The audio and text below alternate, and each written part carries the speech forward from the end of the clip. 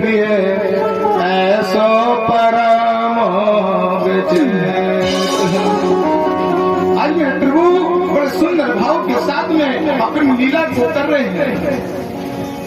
बड़े भाव से कहते हैं, कहे सुदामा एक दिन कृष्ण हमारो मित्र, करत रहे उपदेश प्रिय ऐसो परम विचित्र।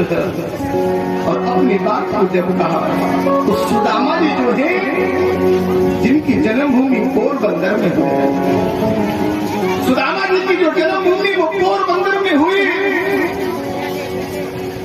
और पोरबंदर में सुदामापुरी है,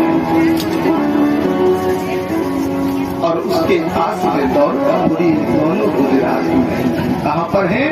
गुजरात में, सुदामापुरी और दौलतापुरी। सुदामा जी के माता पिता बहुत धनवान थे। क्या था? सुदामा के माता पिता बहुत धनवान थे, लेकिन सुदामा के माता पिता की कोई संतान नहीं थी। तो सुदामा के माता पिता धनवान है, भास्कर ऋषि और कला कहा जाता है। लेकिन जब पुत्र पुत्री नहीं हुई तो एक दिन भगवान की प्रार्थना की, और जब भगवान की प्रार्थना की तो भगवान की प्रार्थना करने के कारण आकाशवाणी हुई, हे ब्राह्मणी तुम्हारे संतान तो हो जाएगी, लेकिन लक्ष्मी का क्षय। क्यों? इसका कारण है, भगवान विष्णु का वाहन क्या है? गरुड़। भगवान विष्णु का वाहन क्या है? गरुड़। और लक्ष्मी का वाहन है।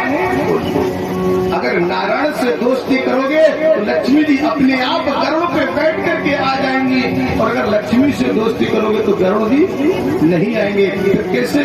जिसके पास संपत्ति बहुत होती है उसकी बुद्धि विपरीत होती है, बोल रहा है, उसका मन एकत्र तो नहीं रहता है। कहा मन घोड़ा चंचल बुरा, निस्दिन करता तंग, और जाको राखो बस में तंग हो गए।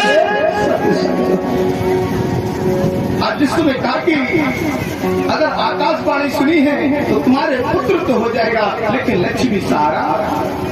समय आया, सुदामा जी माँ के गर्भ में आए तो जो उनकी फैक्ट्री थी, कंपनियां थी, उनमें आग लग गई, सारी संपत्ति धीरे धीरे नष्ट हो गई। जब सुदामा के पिता को मालूम हुआ कि मेरे पिता ने आज शरीर का, सुदामा की मैया अकेली थी, 2 दासियों ने सुदामा का जन्म कराया, और 2 दासियों ने जब सुदामा का जन्म कराया तो सुदामा का जन्म होने के बाद सुदामा की माता ने भी 4 वर्ष बाद अपने शरीर का त्याग कर दिया। 4 वर्ष बाद सुदामा की मैया ने भी शरीर का त्याग कर दिया। सुदामा के पास में जो एक ब्राह्मण